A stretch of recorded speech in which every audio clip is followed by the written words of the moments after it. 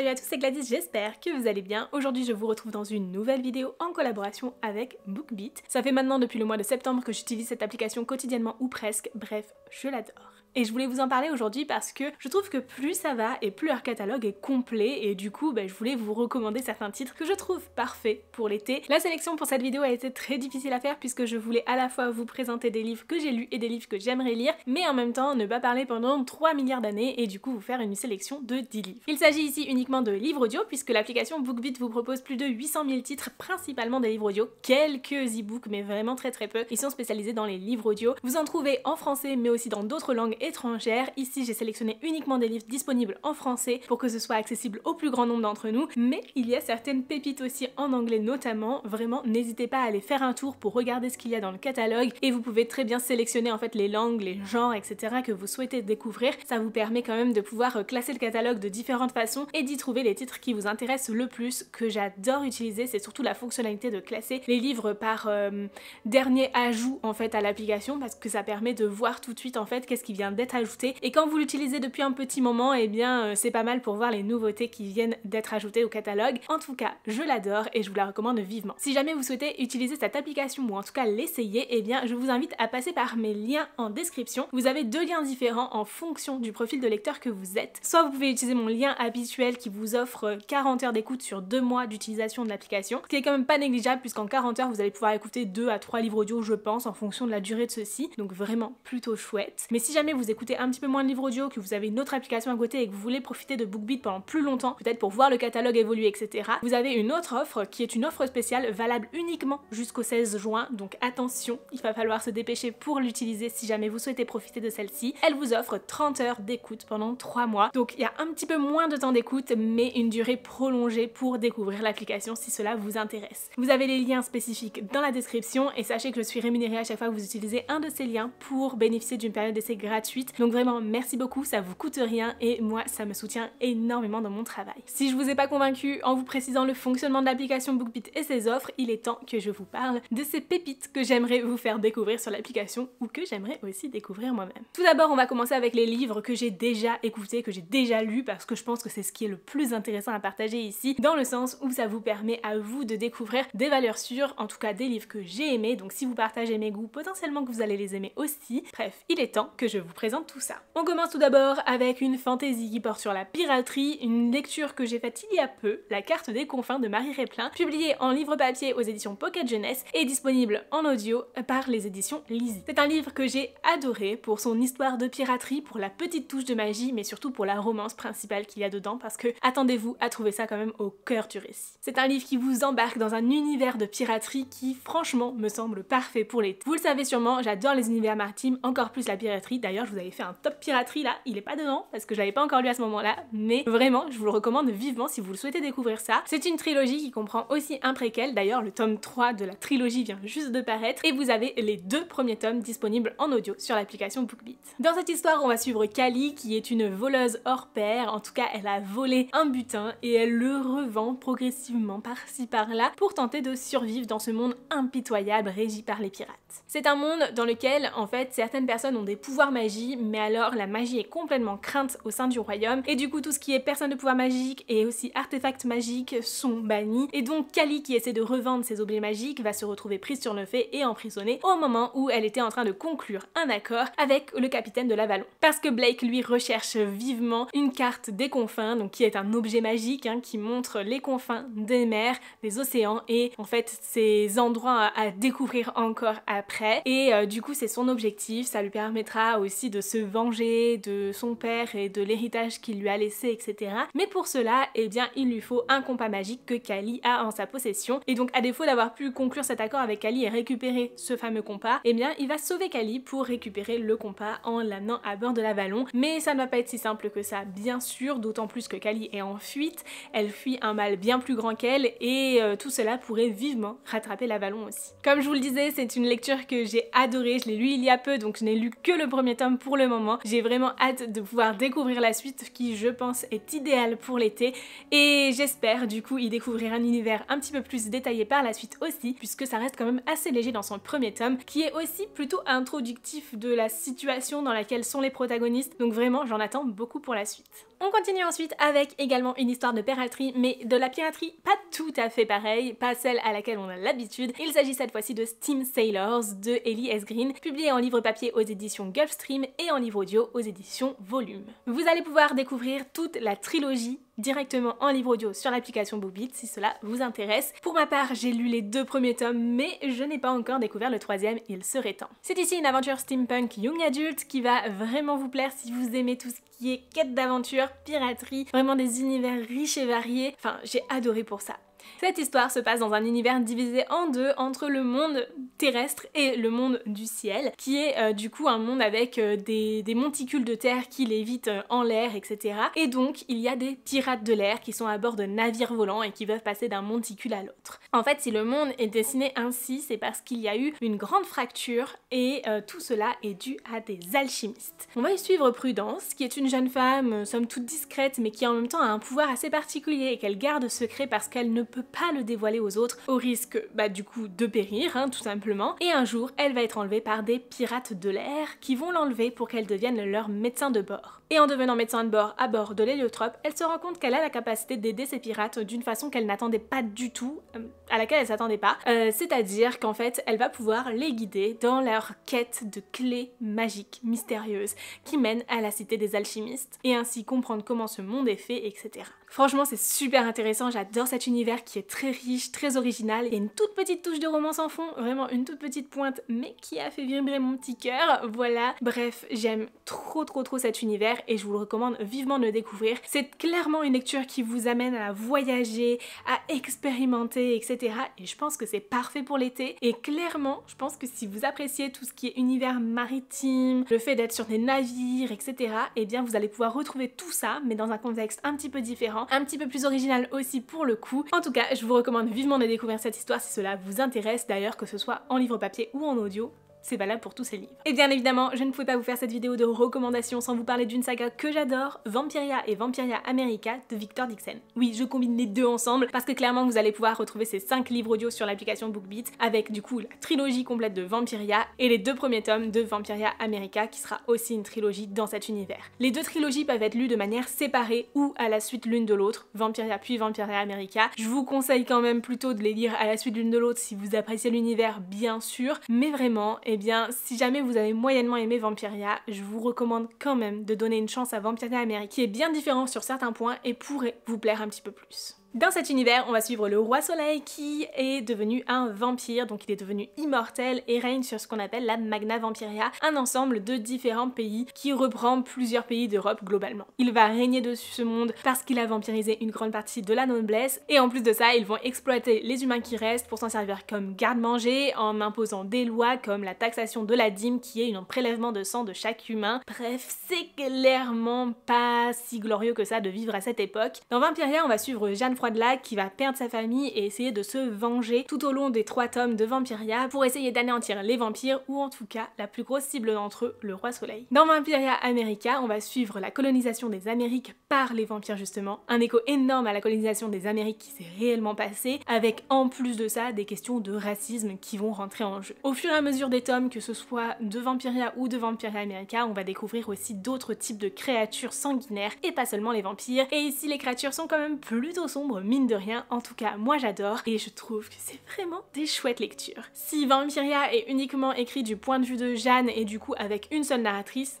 de talent certes, mais une seule narratrice quand même, eh bien vous allez pouvoir retrouver plusieurs narrateurs dans Vampiria America puisqu'il y a plusieurs points de vue et du coup plusieurs personnes qui ont prêté leur voix pour les livres audio et franchement c'est génial. Ce sont des livres qui sont édités par les éditions Lizzie pour le livre audio, par les éditions Collection R pour le brochet et par les éditions Pocket Jeunesse pour le format poche. Alors tous les livres n'existent pas encore en format poche mais ils existent tous en brochet et en audio et vous avez même des exemplaires reliés collector pour toute la saga. En tout cas c'est une histoire que j'aime énormément et j'adore les livres audio des éditions Lizzie, que ce soit pour les acteurs qui sont sélectionnés, la qualité du livre audio, mais aussi pour les musiques qui sont ajoutées, que ce soit à des moments bien précis dans l'histoire ou au début de certains chapitres.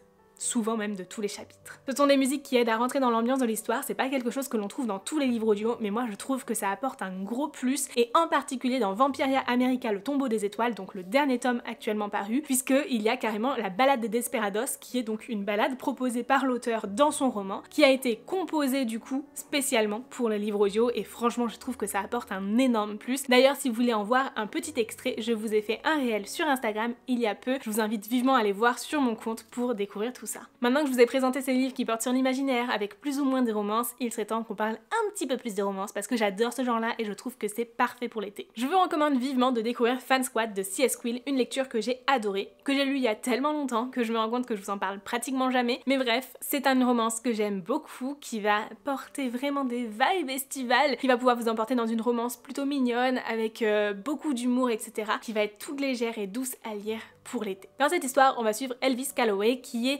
une fan inconditionnelle des Unfold. Alors le jour où, en tant que community manager, elle se retrouve obligée de les suivre en tournée, eh bien ça va être très dérangeant, d'autant plus qu'elle n'a jamais assumé ouvertement être fan d'eux. En tout cas, elle veut garder cela secret et rester dans un cadre hyper professionnel. Sauf que bien évidemment, suivre ces musiciens de ce groupe de musique qu'elle entend tout au long d'une tournée estivale, ça va pas être si évident que ça, et en plus de ça, eh ben il risque d'avoir des moments plutôt malaisants. Et c'est une histoire que j'aime beaucoup pour la représentation du diabète, puisque Elvis est diabétique, et franchement c'est pas quelque chose que l'on trouve très souvent et qui pour autant a vraiment sa place dans cette histoire et apporte un gros plus à cela. En plus de ça, c'est une histoire qui est pleine d'humour et je pense que pour un livre audio, c'est plutôt parfait mine de rien. Ici on est encore une fois sur une production des éditions Lizzie pour le livre audio et sur un livre papier disponible aux éditions Hugo New Roman. Ensuite, j'avais grandement envie de vous parler d'une lecture que j'ai faite il y a pas si longtemps que ça. Il s'agit de la duologie I'm Not Your Soulmate, donc The Perfect Match et The Perfect Love de Lila Mars, publiée aux éditions HarperCollins, que ce soit pour le livre audio ou le livre papier. On est ici sur une dystopie avec une romance qui est vraiment au cœur de l'histoire, puisqu'on va être sur une histoire qui se passe au 22e siècle où la population est contrôlée par une application. C'est une application qui permet de prédire les meilleurs couples possibles et ainsi de former les meilleurs couples dans la population. Et pour contrôler tout le monde du mieux possible, eh bien certaines règles ont été mises en place. Premièrement, un test d'affinité doit être fait dans tous les cas au 18e anniversaire de chacun pour pouvoir connaître leur potentiel âme sœur. Mais en plus de ça, eh bien, les personnes qui seraient potentiellement en couple avant leurs 18 ans, ce qui est autorisé, peuvent aussi passer un test en anticipé pour connaître leur pourcentage d'affinité. Sauf que passé 18 ans, si ce pourcentage d'affinité est inférieur à 50%, ces personnes sont obligées de rompre pour suivre les codes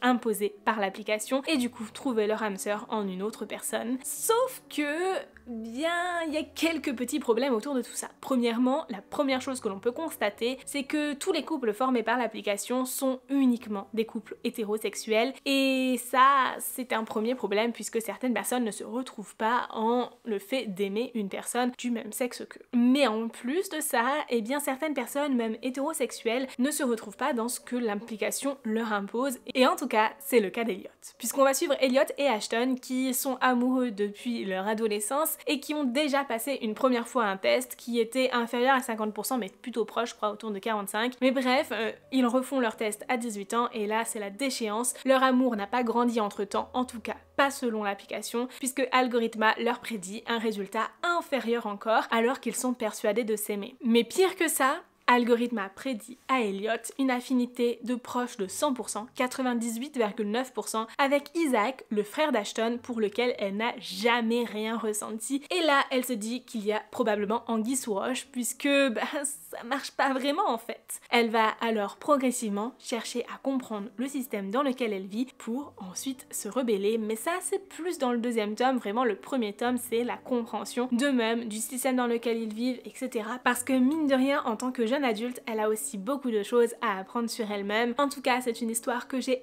adorée. J'ai alterné entre l'écoute du livre audio et la lecture du livre papier parce que j'ai des éditions collector qui sont annotées par l'autrice et donc je voulais pas manquer ces annotations. Et quand j'ai écouté certains passages, et j'ai tout simplement pris mon livre pour feuilleter ensuite et lire les différentes annotations que j'avais pu manquer et franchement, ça apporte un gros plus à l'histoire. En tout cas, j'ai vraiment adoré cette duologie et j'ai hâte de lire le spin-off que je viens tout juste de m'acheter, The Perfect Fall. D'ailleurs, je ne sais pas si ce spin-off sera un jour publié en livre audio ou pas, mais en tout cas je l'espère grandement parce que je pense qu'il mérite d'avoir son livre audio aussi. Ensuite, je voulais vous présenter une petite romance très estivale aussi et qui je pense pourra beaucoup vous plaire. Il s'agit de The Spanish Love Deception de Elena Armas, publié en livre audio aux éditions Lizzie et en livre papier aux éditions J'ai lu. Il existe à la fois en format broché et poche pour le livre papier. Et c'est une histoire qui a aussi la chance d'avoir un spin-off, The American Roommate Experiment, que vous allez pouvoir retrouver en broché et en audio également. Ici, c'est une histoire dans laquelle on va suivre Catalina Martin qui vit aux États-Unis et a un petit peu menti à sa famille au sujet d'une chose bien sensible,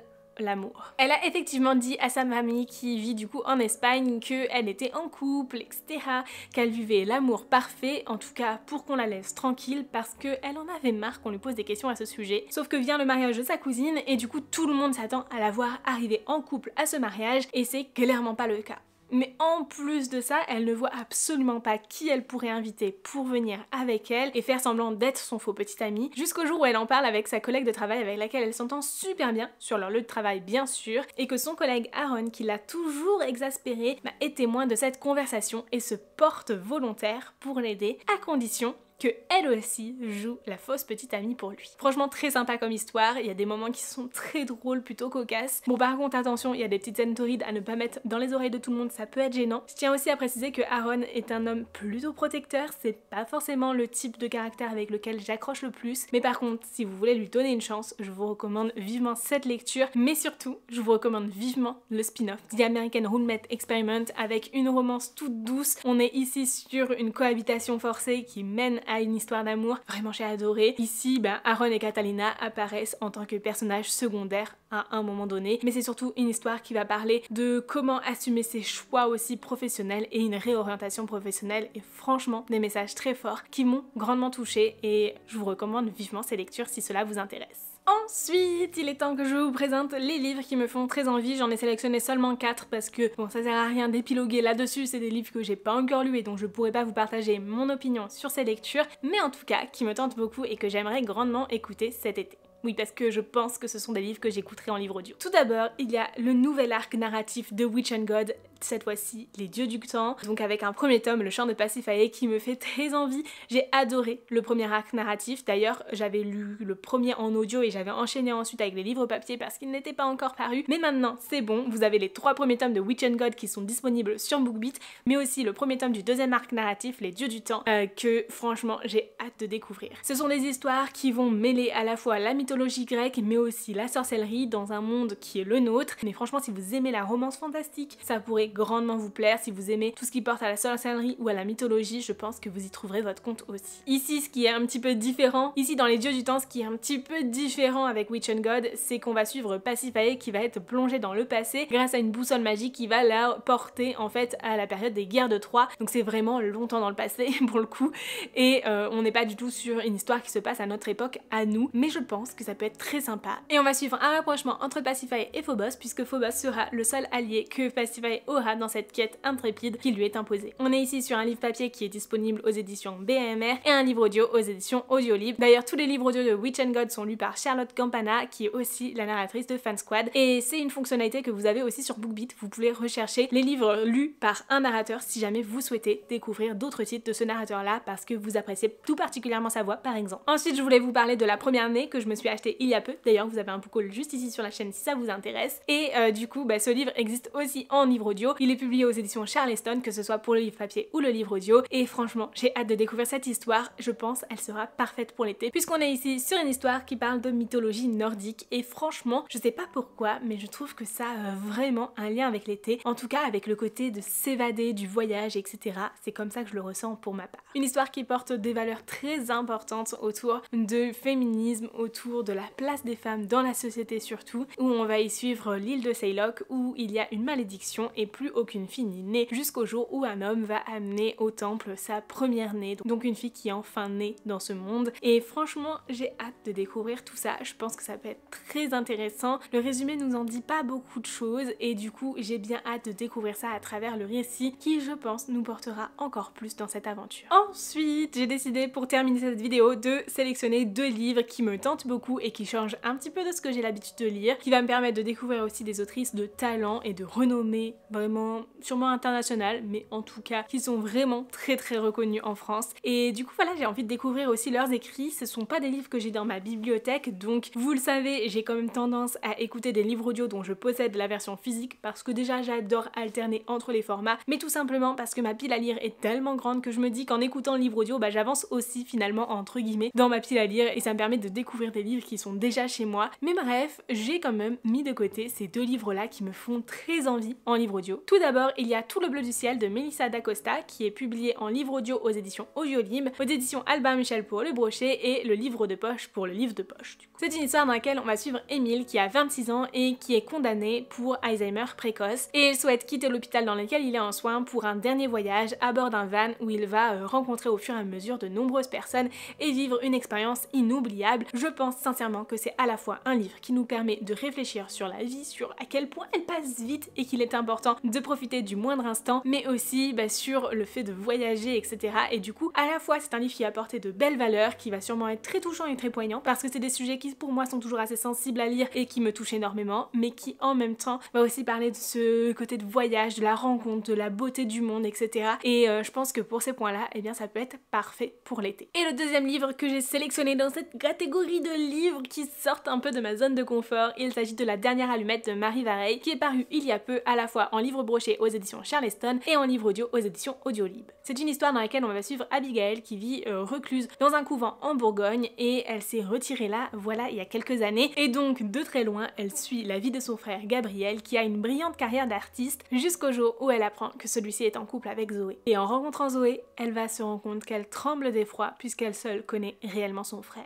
J'ai clairement hâte de le découvrir, je pense que ça peut être un roman très percutant. Je suis pas certaine qu'il soit parfaitement idéal pour l'été par rapport à d'autres, mais c'est un livre qui me tente beaucoup et que j'espère pouvoir découvrir cet été en tout cas. Voilà donc pour cette vidéo, j'espère sincèrement que cette sélection vous a plu. Si c'est le cas, n'hésitez pas à me dire en commentaire quels sont les livres qui vous font le plus envie. N'hésitez pas à me dire non plus si vous écoutez aussi des livres audio ou si vous êtes vraiment uniquement de la team papier et e-book, mais en tout cas sachez que c'est un format que j'adore et si jamais vous souhaitez découvrir celui-ci, n'hésitez pas à passer par mes liens qui vous permettent d'avoir des périodes d'essai prolongées pour découvrir l'application BookBeat. Sur ce, en attendant la prochaine vidéo, je vous souhaite d'excellentes lectures, je vous fais de très gros bisous et je vous dis à très bientôt. Ciao.